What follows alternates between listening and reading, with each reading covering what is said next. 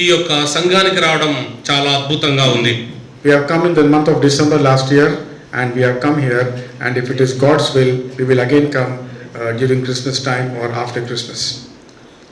గత క్రిస్మస్ సమయంలో వచ్చాము, తర్వాత ఇప్పుడు వచ్చాము. దేవుని చిత్తం అయితే మళ్ళీ కూడా మేము వస్తాము, డిసెంబర్ మాసంలో కానీ మధ్యలో వస్తాము. We are all one family and we feel it's our pleasure, it's our right and it's our duty to come and be a part of this worship service. మనమందరం ఒక కుటుంబము కావున మేమందరం కూడా ఇక్కడికి రావడం మా ఆధిక్యత, మా బాధ్యత. ఈ విధంగా అందరం కలిసి దేవుణ్ణి ఆరాధన చేయడం మంచిది. So before looking into what God is going to speak to us, shall we for a moment close our eyes and ask Jesus to open our minds to listen to his word.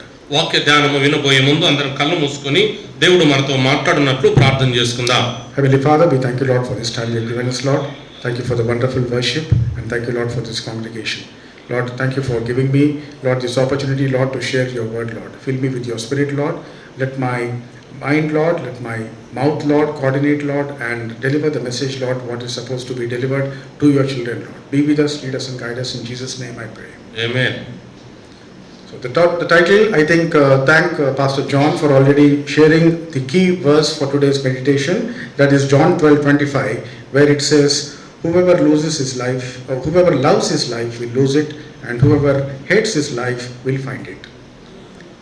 Pastor John గారు ఈ యొక్క మూల వాక్యాన్ని చదివారు, వారికి వందనాలు తెలియజేస్తా ఉన్నాను. ఈ రోజు చదవబడిన ఈ వాక్య భాగములో నుండే మనం దేవుని యొక్క మాటలు విందాం. ఈ వాక్య భాగంలో ఉండే దేవుని మాటలు ఏంటంటే, తన ప్రాణమును ప్రేమించువాడు దాన్ని పోగొట్టుకొనును, ఈ లోకంలో తన ప్రాణమును ద్వేషించువాడు నిత్య జీవం కొరకు దాన్ని కాపాడుకునని మీతో నిశ్చయంగా చెబుతున్నాను. It's not going to be a very long message, but I request all of you to pay attention so that we'll finish it soon, but it's an important message for all of us. ఈ యొక్క వర్తమానం చాలా ప్రాముఖ్యమైనది. చాలాసేపు చెప్పను, తొందరలోనే నేను ముగిస్తాను. And when we concentrate on this verse, John 12:25, whoever loves his life will lose it, whoever loses his life shall find it, is little bit confusing. ఈ యొక్క వచ్చిన భాగాన్ని మనము ఆలోచన చేస్తున్నప్పుడు కొద్దిగా కన్ఫ్యూజన్గా ఉండినట్లుగా కనపడతా ఉంటున్నది. How can one who loves his life lose it? ఈ యొక్క పొరపాటు ఏంటి అంటే, ఒకరు తన ప్రాణాన్ని ప్రేమిస్తే దాన్ని పోగొట్టుకుంటాడు అనేదే మనకు అనుమానాన్ని రేకెత్తిస్తారు. And whoever, if he hates his life, how can he find it? చూడండి, ఎవరైతే తన ప్రాణాన్ని ద్వేషిస్తారో దాన్ని సంపాదించుకుంటా అనేది ఏ విధంగా మనము కనుక్కోగలుగుతాం? Today's message talks about how God looks at our life. ఈ రోజు యొక్క వర్తమానం ఏంటంటే, దేవుడు మన జీవితాలను చూస్తా ఉన్నాడు. Bible says our life is like a vapor, it can vanish anytime. Okay, జీవితము ఆవిరి లాంటిది, it can go anytime. ఇది ఎప్పుడైనా కూడా వెళ్ళిపోవచ్చు. So God says your life is not very important. దేవుడు చెప్తా ఉన్నాడు, నీ జీవితము ప్రాముఖ్యమైనది కాదని చెప్తున్నాడు.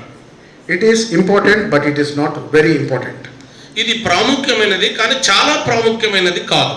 The message what we are going to meditate today is titled as Treasures in Heaven. ఈ రోజు యొక్క వర్తమానం యొక్క శీర్షిక పరలోకపు ధనము. Treasures in Heaven. పరలోకములో ధనము. What is treasure in heaven? పరలోకములో ధనము అంటే ఏమిటి? What is treasure on earth? భూలోకములో ధనము అంటే ఏమిటి? Treasure,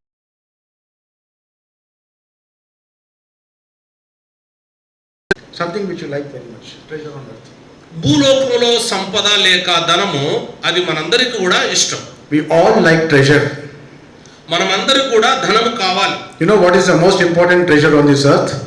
మీకు తెలుసా ఈ భూలోకంలో చాలా ప్రాముఖ్యమైన ధనం ఏంటో తెలుసా? That is, number one is your health. మొదటిది మీ యొక్క ఆరోగ్యం. Because they say health is wealth. ఒక సామెత ఉన్నది, ఆరోగ్యమే మహాభాగ్యం అని. So the first thing what as human beings we like to have on this earth is, first thing is health. Then మనము ఈ భూలోకంలో జీవిస్తున్నప్పుడు ఆరోగ్యం అనేది చాలా ప్రాముఖ్యమైనది. ఆరోగ్యం కొరకు మనము ప్రయాసపడుతున్నాం. Then comes your family. రెండవది కుటుంబము. Then comes your financial stability. మూడవది ఆర్థిక సంబంధమైన విషయాలు. We are all working. I see elders here, I see children here. So everyone wants to have leisure time. ప్రతి ఒక్కరూ పనిచేస్తా ఉన్నారు. ప్రతి వారికి విశ్రాంతి సమయం అనేది అవసరం. Some people want to save money. కొంతమంది ధనమును కూర్చుకోవాలి. So these are all the treasures on earth what people crave for or what people want. ఈ భూలోకంలో వారికి ఏమి కావాలో ఆ ధనము కొరకు ఇష్టపడుతుంటారు. So there are two categories of people who follow this world and have a type of life. రెండు రకాలమైన ప్రజలు ఈ భూలోకంలో జీవితం కొరకు జీవిస్తూ ఉంటారు. There are some people who live for today. కొంతమంది ఈ దినము కొరకే జీవిస్తారు. There are some people who like to enjoy, they like to have luxuries, they like to have food, they like to have lot of money. వారు ఆనందంగా ఉండాలి, మంచి ఆహారం తినాలా, మంచి ధనము ఉండాలని వారు ఆ విధంగా ఈ దినం ఉంటే చాలన్నట్లుగా జీవిస్తారు. There are a lot of people who don't believe in saving money, they believe in spending money because they feel that it is waste to save money, we should spend whenever you can. కొంతమంది మనం ధనాన్ని కూర్చుకుంటే ఏమీ లాభం లేదు కాబట్టి మనం అందరం ఈ యొక్క ధనాన్ని ఖర్చు పెట్టుకోవాలనే తలంపు కలిగిన వారు ఉంటూ ఉన్నారు. Those are the first type of people who live for now, who live for today. అటువంటి వారు ఎవరంటే ఈ రోజుకు నేను జీవిస్తే చాలనుకునే వారు అటువంటి వారు. The second category of people are people who live for the future. రెండో రకపు ప్రజలు ఎవరంటే భవిష్యత్తు కొరకు జీవించేవారు. There are a lot of people who sacrifice many things thinking that their future should be smooth and they should have money in the future. చాలా మంది ఈ యొక్క ధనాన్ని సంపాదించుకున్నప్పుడే భవిష్యత్తులో మేము దాని విషయమై ఎంతగానో మేలు పొందుతామనే ఆలోచనలో ఉంటారు. There are a lot of people who don't eat proper food, who don't even live in big houses. They live a very simple life thinking that they save money for their future so that they want their future to be bright. So కొంతమంది సరిగా భోజనం చేయలేరు, సరైన గృహములలో నివాసం చేయలేరు. ఎందుకనగా ఈ ఖర్చునంతా waste చేయడం ఎందుకు, దాన్ని ఉంచుకుందాం, భవిష్యత్తులో మాకు అది ఉపయోగపడుతుందనే ఆలోచనలో ఉంటారు. I have a lot of friends of the other religion. Most of my friends are from the different religion. నాకు చాలా మంది ఇతర సంబంధించిన వర్గాలకు సంబంధించిన వారు నాకు తెలుసు. My children and their children's culture is different. నా యొక్క పిల్లల యొక్క సంస్కృతి వారి యొక్క పిల్లల యొక్క సంస్కృతి వ్యత్యాసముగా ఉన్నది. They are my very close friends. వారు నాకు చాలా సన్నిహితమైన వారు. So whenever we plan for a get together, family get together, my children would not be very happy to mingle with them. అయితే మేము అప్పుడప్పుడు ఈ యొక్క ఒకరొకరము కలిసి ఉండే కూడికలు కలిగి ఉన్నప్పుడు మా పిల్లలు అంతగా ఇష్టపడరు. ఎందుకనగా వారి యొక్క సంస్కృతి వేరు, మా పిల్లల యొక్క సంస్కృతి వేరు. My children, they love food. My children love food. నా యొక్క పిల్లలు ఆహారాన్ని తినడానికి ఇష్టపడతారు. And now when we go out to mingle with them, they have only particular days to have non-veg. They cannot have non-veg on all other days. ఎందుకనగా నా స్నేహితులకు సంబంధించిన పిల్లలు వారు అయితే ఒక్క దినంలోనే వారు పర్టికులర్ డే అంటే ఒక ప్రత్యేకమైన దినంలోనే వారు మాంసాహారాన్ని తింటారు, మిగతా రోజులలో శాకాహారాన్ని తింటారు వారు. And my children, if you give them every day, they will eat even 3 times a day, no problem. ఇక నా పిల్లలు అయితే 3 గుట్ల మాంసం పెట్టినా నా పిల్లలు తింటారు. They will never say no. వారు ఎప్పుడు చెప్పరు మాకు వద్దు అని చెప్పారు. But if you look at their culture, they think that it is waste to eat so much and they save for their future, which seems very strange to my children. వారి సంస్కృతి ఏంటంటే ఇదంతా డబ్బులు ఖర్చు పెట్టి వృధా చేయడం ఎందుకని వాళ్ళు ఆ విధంగా అనుకుంటారు. మా పిల్లలకు అది ఇష్టం ఉండదు. Whenever we go out for traveling, it has been 2 or 3 times when we went for travel, all that I carry is a tiffin full of pulihar. So మేము ఎప్పుడైతే మేము కలిసి ప్రయాణం చేస్తూ ఉంటామో మేము ఎప్పుడు ప్రయాణం చేసినా వాళ్ళ బాక్సుల్లో ఉండేది ఏంటంటే పులిహారనే ఉంటుంది. In my children, they want something different. అయితే నా పిల్లలు వాటికంటే ప్రత్యేకంగా ఉండాలని కోరుకుంటారు. My children tell me that you have to enjoy life, you have to eat well. నా యొక్క పిల్లలు జీవితంలో సంతోషించాలి, అలాగనే మంచిగా తినాలి. But Bible in Luke 12:16 to 20, there is a story about a rich fool. లూకాసు వార్త 12వ అధ్యాయంలో మనం చూసినట్లయితే ధనవంతుడు దారిద్రుని గురించిన ఉపమానము అక్కడ ఉన్నది. So this rich fool is so rich and he wanted to continue to be rich. He was planning to build more storehouses to store his grains. ఈ ఈ ధనవంతుడు ఉన్నాడు. ఈ ధనవంతుడు ఏం చేస్తా ఉన్నాడు అంటే ధనాన్ని పండిస్తా ఉన్నాడు. అలాగనే ధనాగారంలో ఆయన నింపుతూనే ఉన్నాడు, ఆ ధనాగారాలను కడుతూనే ఉన్నాడు. But Jesus said, one fine day that you are going to die tonight and all your wealth will be taken by somebody else. అయితే యేసు ప్రభువు వారు చెప్తా ఉన్నాడు, నువ్వు సమస్తాన్ని కూడా పోకుండా ఒక రోజు ఈ లోకాన్ని విడిచిపెడతావు, అప్పుడు ఏది కూడా నువ్వు తీసుకొని పోలేవని చెప్పాడు. Jesus clearly called him a fool. యేసు ప్రభు చాలా స్పష్టంగా ఆయనతో మాట్లాడినాడు, నువ్వు మూర్ఖునివి. And he has so many plans for his future, but he ended up being a fool in front of Jesus Christ. In the చూడండి, story, ఆయన భవిష్యత్తు కొరకు ఎంతో దానగారాలను నిర్మించుకొని జీవించాడు, కానీ చివరిలో ఒక మూర్ఖుడుగా, ఆయన బుద్ధి లేని వాడుగా తన జీవితాన్ని ముగించుకున్నాడు. there are a lot of people who think that if you store treasures on earth, you will enjoy for a moment, but that's what exactly happened 6 to 7 months back when people suffered with COVID. చాలా మంది మనము ఈ ధనాన్ని ప్రోగు చేసుకుని ఉంచుకున్నట్లయితే భవిష్యత్తులో మంచిగా ఉంటామని అనుకున్నారు, కానీ వారి యొక్క ధనము వారి ప్రాణాలను కాపాడలేదు. మనకు మంచి ఉదాహరణ ఈ కరోనా సెకండ్ వేవ్ లో చాలా మంది చనిపోయారు, మనం చూసాం. They had so many plans, but in a minute they vanished. They left their earthly life. వారికి చాలా ప్రణాళికలు ఉన్నాయి, కానీ ఒక క్షణంలో వారు ఈ భూలోకాన్ని విడిచిపెట్టి There is వెళ్ళిపోయారు. no guarantee for this earthly life. Please remember. ఇది గుర్తుపెట్టుకోండి, ఈ భూలోకంలో మనము పర్మనెంట్ గా ఉంటామనేది లేదు. That is the reason why Jesus said, don't love your life. అందుకే యేసు ప్రభు చెప్పాడు, నీ జీవితాన్ని నువ్వు ప్రేమించుకోవద్దు అని చెప్పాడు. It is very difficult to understand this and very difficult to accept this. How can you not love your life? ఇది అర్థం చేసుకోవడం కష్టం, దాన్ని ఆ విధంగా తీసుకోవడం కష్టం. మన యొక్క జీవితాన్ని అర్థం చేసుకోవడం ఆ విధంగా కష్టంగా ఉంటుంది. I was reading one article in the internet. నేను ఒక ఆర్టికల్ను చదువుతా ఉన్నాను ఇంటర్నెట్లో. That article was written by a lady by name Sharon Martin. She is from America. అమెరికాలో ఉండే షారోన్ మార్టిన్ అనే ఆమె ఆ యొక్క ఒక శీర్షికను రాసింది. And what her theory is, to live a wonderful life or a blessed life, you have to love your life. ఆమె యొక్క సిద్ధాంతము ఏంటంటే, ఆమె నీ జీవితాన్ని సంతోషంగా బ్రతకాలా, నీ జీవితమే ప్రాముఖ్యమే అనే తలంపులతో ఆమె ఆ శీర్షిక రాసింది. You have to love your own life. ఆమె చెప్తుంది, నీ జీవితాన్ని నువ్వే ప్రేమించుకోవాలి. And there are 22 points she was writing to tell us that we should love our life. ఆమె 22 అంశాలను పెట్టింది, నీ జీవితాన్ని నువ్వు ప్రాముఖ్యంగా చూసుకోవని. And among those 22 points, I cannot share all those things. I was just reading and I could find that 4 or 5 important points what I wanted to share with you. ఆమె చెప్పిన 22 జీవితమునకు ప్రాముఖ్యమైన అంశాలను నేను చెప్పను, కానీ అందులో నుండి 4 లేక 5 అంశాలను చెప్తాను. To live well on this earth, you should love your life. That is what she said. To live well on this earth, you should love your life. ఈ భూలోకంలో నువ్వు జీవించాలంటే నీ జీవితాన్ని నువ్వే ప్రేమించుకోవాలి. Don't try to please all the people. Don't try to make all people happy. That is waste of time. That is what she said.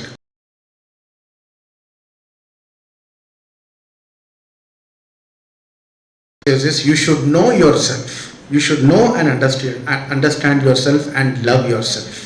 నీ గురించి నువ్వు తెలుసుకోవాలా, నీ గురించి నువ్వు ప్రేమించుకోవాలని చెప్తా ఉంది. That's the reason why this generation, there's a concept of taking selfies on the camera. I think children, you know that taking selfies. మేము చిన్న ఉన్నప్పుడు మా ఫ్యామిలీతో నిలబడి మేము అందరం ఫొటోస్ చూస్తుండే. ఇప్పుడు ఏమైపోయింది, సెల్ఫీస్ అంటే ఎవ్వరు లేరు, only that person thinks and admires his own self and he takes a picture. That is called selfie. చూడండి, ఆమె చెప్పిన పాయింట్లలో నిన్ను నీ ప్రాణాన్ని ప్రేమించుకొని జీవించడానికి దానికి మంచి ఉదాహరణ ఈ లోకంలో మనకు కనపడుతుంది. ఏంటంటే ఇది సెల్ఫీ లోకం. ఇప్పుడు ఇంతకుముందుకు ఏమో పాత దినాల్లో ఫ్యామిలీగా ఫోటో దిగేవారు, కానీ ఇప్పుడు ఎవరు లేరు, సెల్ఫీ తీసుకుంటూ ఉంటారు. అనగా తన జీవితాన్ని ప్రేమించుకోవడం అనే ఈమె ప్రిన్సిపల్నే పాటిస్తున్నారు. She says, know yourself, love yourself.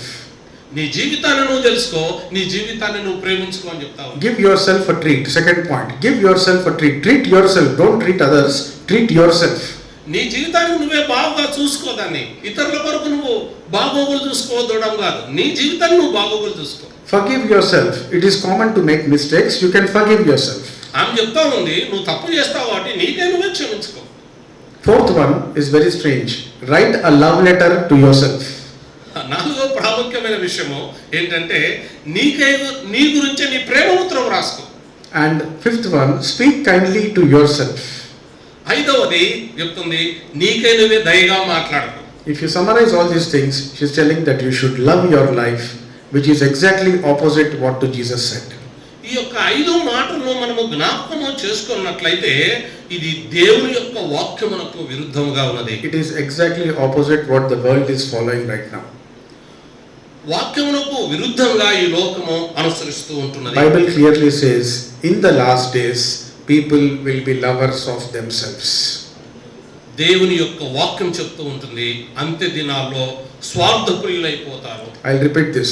People will be lovers of themselves. ఈ దుర్దినాల్లో లేక ఈ అంత్య దినాల్లో వాళ్ళకై వారు ప్రేమించుకోవడము ఎక్కువైపోతుంది. And people will be selfish. వారికై వారి స్వార్థపరులైపోతారు. Jesus knows very well. You know what Jesus said? Love yourself, love your neighbor also. Because whoever doesn't love his neighbor is not a child of God. But here, the world theory says, love yourself only. Don't care about your neighbor. చూడండి, లోకములో ఉన్న పోకడ ఒక విధంగా ఉంది, యేసు ప్రభువు చెప్పిన మాటలు మరొక విధంగా ఉన్నాయి. లోకంలో ఉన్న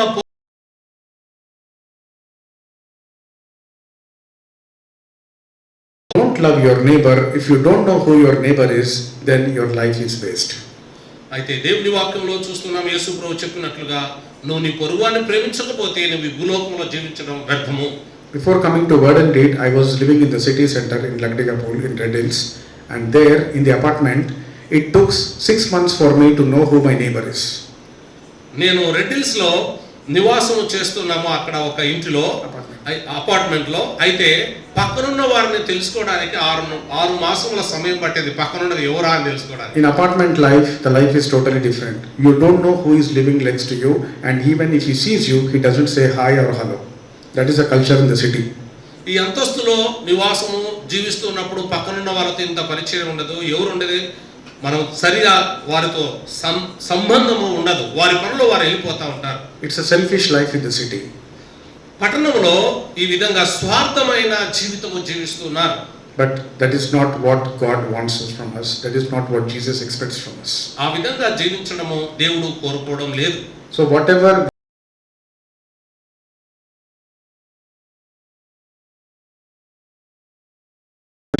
cars, luxuries, these are all temporary.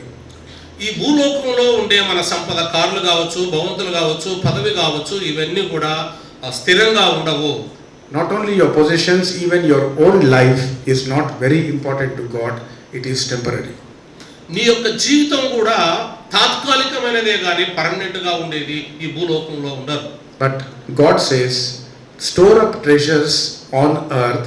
That treasures will build up in heaven, and that is the most important treasure what is required. So the third category of the people are the people who live for the next life, not for the days to come. So first category, I said, people who live for today.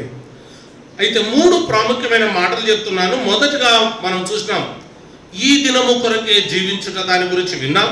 రెండవ శీర్షికలో living for the future, భవిష్యత్తు కొరకే జీవించటాన్ని చూసాం. ఇప్పుడు 3వ మాట చెప్తున్నది living for the next life, అనగా రాబోయే జీవితము కొరకై జీవించడం. Living on this same earth, you have to build up treasure. That treasure will help you in your next life, not in this life. చూడండి, మనము ఈ భూలోకములోనే జీవించే జీవితము రాబోయే జీవితము కొరకు జీవించినప్పుడు పరలోకములో మనం ధనాన్ని కూర్చుకుంటాం. Most of us Christians, when you say store treasure in heaven, they think paying tithe is finished. If you pay tithe regularly to the church, most of the Christians think that is finished and you are storing treasure in heaven. చాలా మంది క్రైస్తవులు అనుకుంటారు నేను దశంభాగం ఇస్తే అయిపోయింది, పరలోకంలో నా ధనము దాచబడింది అనుకుంటారు. కానీ అది కాదు. 10% of your salary if you give to church, you are done. You can do whatever you want. God will forgive you. God will be very happy with your 10%. That is what people think. అయితే దేవుడు అనుకుంటున్నాడు, మీరు అనుకుంటున్నారు నేను దేవునికి దశంభాగము ఇస్తే చాలు, ఆయన నా పాపాలను క్షమిస్తాడు, నన్ను మంచిగా చూసుకుంటాడని మీరు అనుకుంటున్నారు. God is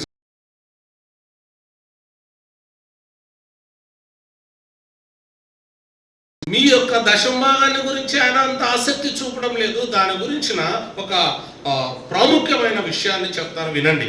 10th, giving a tithe is important. I am not saying it is wrong. It is important. But there are a lot of things more important than tithe also.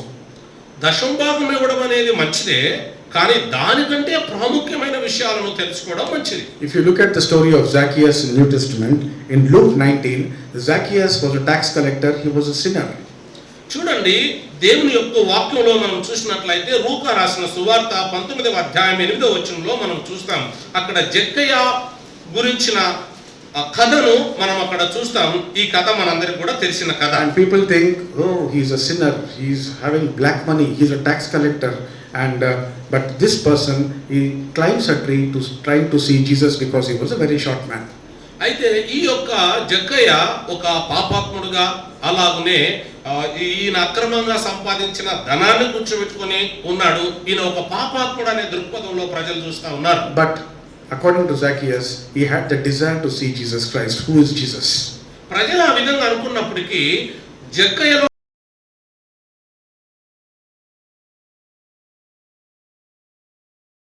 his desire, he said, I am going to come to your house to have dinner.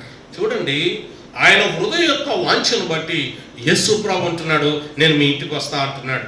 Entire crowd was surprised at Jesus' attitude. What is this? He is going and eating in a tax collector's house, in a person who is having black money. What type of example is this? People were shocked. చాలా మంది యేసు ప్రభు వారు జక్కయ్య మీ ఇంటికి వస్తా అన్నప్పుడు అందరూ ఆశ్చర్యపోయినారు. ఇదే ఉదాహరణ అండి, ఆయన పాపాత్ముడు, ఈయననేమో దేవుడు ఆయన ఇంటికి వెళ్తాడని అందరూ ఆశ్చర్యచకితులైపోయారు. But Jesus was surprised when he went to Zacchaeus' house, not because of the dinner what he gave him. Jesus was surprised by two things. యేసు ప్రభు వారు ఆయన ఇచ్చే ఆహారం కొరకు వెళ్ళలేదు, కానీ ఆయన రెండు ప్రాముఖ్యమైన విషయాలు జక్కయ్యలో ఆయనకు నచ్చాయి.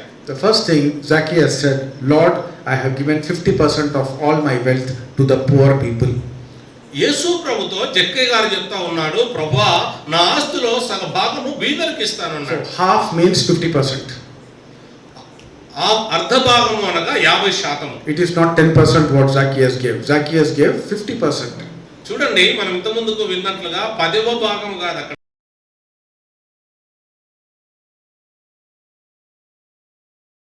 Any people doing ministry or some kind of work, he gave it to the poor people, 50%. ఒక పరిచర్యకు గాని ఒక సంస్థకు గాని ఈయన డబ్బులు ఇవ్వలేదు, కానీ ఎవరికి ఇచ్చారంటే పేదవారికి ఇచ్చాడు. That is how generous Zacchaeus was.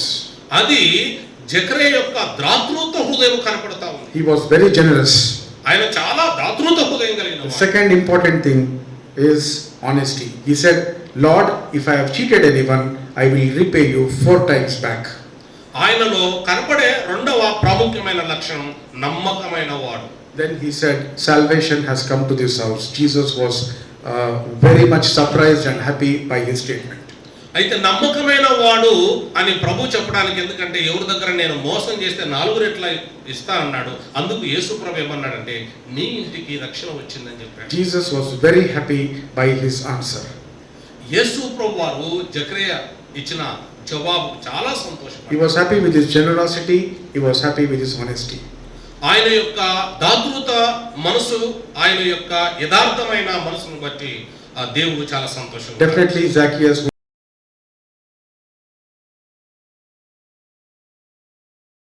కూర్చుకున్నాడు. I am going to speak about 5 treasures in heaven. Listen carefully. After these 5 treasures, my message will end. నేను పరలోకములో ధనమును కూర్చుకొనుట అనే దాని గురించి 5 ప్రాముఖ్యమైన విషయాలు చెప్తా ఉన్నాను. రాసుకోవాలంటే రాసుకోండి. ఈ 5 విషయాలు అయిపోయినాక నేను ఈ యొక్క నా వర్తమానాన్ని ముగిస్తాను. All these 5 treasures are apart from the 10%. That it is not in no way connected with the 10% tithe what you are giving in the church. ఈ నేను చెప్పబోయే 5 విషయాలు దశమ భాగాన్ని గురించి కాదు, దశమ భాగముకు ప్రక్కన నుంచి చెప్పబడుతున్న విషయాలు. The first thing what God looks at is perfection. Perfection, a treasure, a reward will be given to you for your perfection. Let us see what that perfection is. నీకు బహుమానం ఇచ్చేది దేని గురించి అంటే నీ పరిపూర్ణతను బట్టి దేవుడు బహుమానాన్ని ఇస్తాడు. The first treasure, perfection, Matthew 19:21, it says, if you want to be perfect, go sell whatever you have and give it to the poor. మత్తయి రాసిన సువార్త 19వ అధ్యాయము 21వ వచనాన్ని నేను చదువుతా ఉన్నాను. అందుకు యేసు, నీవు పరిపూర్ణుడవుటకు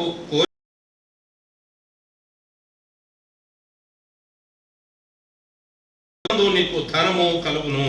You will have treasure in heaven when you give to the poor people. నువ్వు పేదవారికి నీ ధనాన్ని ఇస్తే పరలోకంలో ధనాన్ని కూర్చుకుంటావు. So it is my request to all of you, remember the poor. There may be poor people here, but there may be also very poor people, more poorer than you. So remember the poor people, which stores your treasure in heaven. First thing. అయితే నేను మీకు చెప్తున్నది, మీకు బ్రతిమాడుకుంటున్న విషయం ఏంటంటే, పేదవారిని జ్ఞాపకం చేసుకోండి. పేదవారికి ఇవ్వడం వలన పరలోకంలో ధనాన్ని కూర్చుకుంటాం. If you want to be perfect in God's sight, you have to give to the poor. నువ్వు దేవుని దృష్టిలో పరిపూర్ణునిగా ఉండాలనుకుంటే పేదలకు మనం ఇవ్వాలి. Second thing, if you are persecuted for Jesus Christ or being a Christian, then your reward is more important than the first reward. మనము రెండవ మాటలో మనం చూసినట్లయితే, దేవుని కొరకు హింసింపబడతా మొదట ఉన్న బహుమానము కంటే ఈ బహుమానము మరీ గొప్పది. Matthew 5:11-12. మత్తయి సువార్త 5వ అధ్యాయం 11, 12 వచనాల్లో ఉన్న ఈ మాటలు చదువుకుందాం.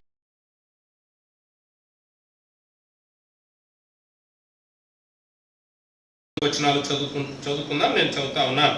నా నిమిత్తము జనులు మిమ్మల్ని నిందించి హింసించి మీ మీద అబద్ధముగా చెడ్డ మాటలెల్లా పలుకున్నప్పుడు మీరు ధన్యులు.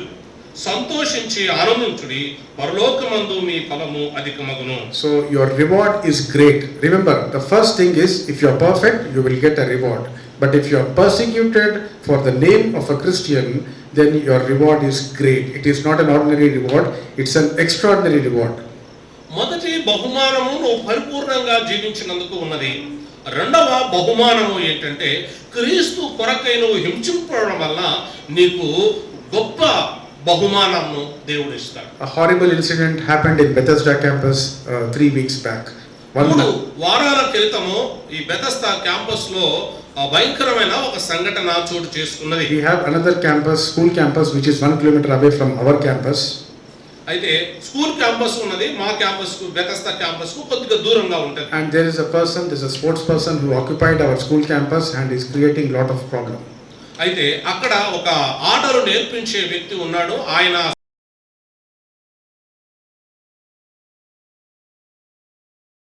having problems with him, and one fine night he came to our campus and used very filthy language against me, against Pastor Garu, and everyone. They were all fully drunk. అయితే ఆయన ద్వారా కొన్ని సమస్యలు ఉన్నాయి. అయినప్పటికీ ఆయన ఈ బెతెస్దా క్యాంపస్ కు వచ్చి సిఇఓ గారిని, పాస్టర్ గారిని, అలాగునే ఉన్న రోడ్డులో కొంత మంది పనిచేసే వారిని ఆయన తాగి వచ్చి భయంకరంగా మమ్మల్ని తిట్టాడు. Just because we were Christians, just because we could not say anything to them, that person took advantage of us. ఆయన అన్ని విపరీతమైన మాటలు మాట్లాడినప్పటికీ మేము క్రైస్తవులుగా ఒక్క మాట కూడా మాట్లాడలేదు. After 2 days he came to again the campus with almost like 50 people with the media, and again he was using very bad language because he knows we are Christians, we cannot use the same language. They take advantage of that. తర్వాత 2 రోజులకు ఒక 50 మందిని ఆయన ఓడండి దగ్గరికి తీసుకుని వచ్చాడు. అప్పుడు కూడా చాలా దుర్భాష మాట్లాడినాడు. అయినప్పుడు కూడా మేము ఒక్క మాట కూడా మాట్లాడలేదు. We were persecuted just because we were Christians. We cannot use that language, neither can we use any kind of force with ordinary people. మాలో తప్పు లేనప్పటికీ క్రీస్తు కొరకు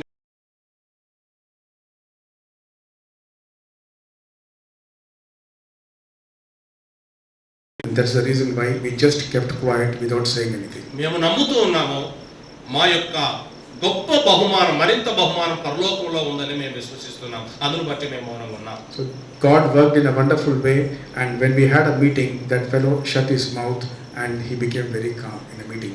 తర్వాత ఒక మీటింగ్ ఏర్పాటు చేయడం జరిగింది. అప్పుడు ఆయన నోరు మూసుకున్నాడు. దేవుడు సమాధానం ఇచ్చాడు. So whoever is being persecuted for being a Christian, your reward in heaven is very great. ఎవరైతే క్రీస్తు కొరకు హింసింపబడుతూ ఉంటున్నావో నీ యొక్క బహుమానం మరీ గొప్పది. So first reward is for being perfect. If you're perfect, if you give to the poor, you will have a reward in heaven. The second reward, if you're persecuted for righteousness' sake, your reward is great. మొదటిగా మనము చూసినట్లయితే పేదలకు ఇవ్వడం వలన నువ్వు పరిపూర్ణతలోనికి వస్తావు, అది బహుమానము. రెండవ మాటలో మనము చూస్తున్నాము, ప్రభు